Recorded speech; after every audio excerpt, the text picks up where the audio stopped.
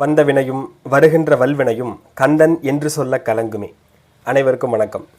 இந்த பதிவில் நம்ம என்ன பார்க்க போகிறோம்னா, பொதுவாக காதலில் வெற்றி பெறும் ராசி எது அப்படிங்கிறத பற்றி பார்க்க போகிறோம். ஆனால் ராசியை மட்டுமே மென்ஷன் பண்ணி நாம் அதை சொல்ல முடியாது. பொதுவாக ஒரு ஜாதகத்தில் சுக்கிரனுடைய அமைப்பை பொறுத்து அந்த லௌகீக அமைப்புகள் நடக்கும் அப்படிங்கிறத சொல்லலாம்.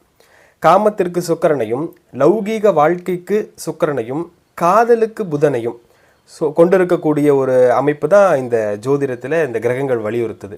அதில் பாவக ரீதியான அமைப்பு அப்படின்னு பார்த்தீங்கன்னா 5ஆம் பாவகம் காதலை குறிக்கக்கூடிய அமைப்பு. அப்போது 5 கூடுதலாக இந்த புதன் சுக்கிரனுடைய வலுவை பொறுத்து அவர்களுக்கு காதல் வெற்றி பெறுவதற்கு உண்டான அமைப்புகள் உண்டு அப்படிங்கிறத சொல்லலாம். அப்போ இதுலேருந்து என்ன தெரியுதுன்னா, 12 ராசிக்காரர்களுமே அந்த லௌகீக அமைப்புக்கு உட்பட்டவங்க. கூடுதலாக இந்த ரிஷபம், கன்னி, துலாம் இது போன்ற அமைப்புகளுக்கு கூடுதலாக இந்த காதல் சம்பந்தப்பட்ட அமைப்புகளில் வெற்றி கிடைக்கும் அப்படிங்கிறத சொல்ல முடியும். அதுவும் அந்த ராசிகளில் சந்திரன் சஞ்சரிக்கக்கூடிய காலத்தில் பிறந்திருக்கிறாங்க அப்படிங்கிறத எடுத்துக்கொண்டு அந்த சந்திரன் ஒளி மிகுந்த சந்திரனாக வளர்பிறை சந்திரனாகவோ அல்லது ஒளி மட்டுப்படாத சந்திரனாகவோ இருக்கின்ற காரணத்தினால் அந்த இடத்துல நிச்சயமாக ரிஷபமும் அதே போன்று துலாம், கன்னி இந்த 3 ராசிகளுக்கு கூடுதலாக அந்த காதல் வெற்றி அப்படிங்கிறது அமையும்ன்றதை சொல்லலாம்.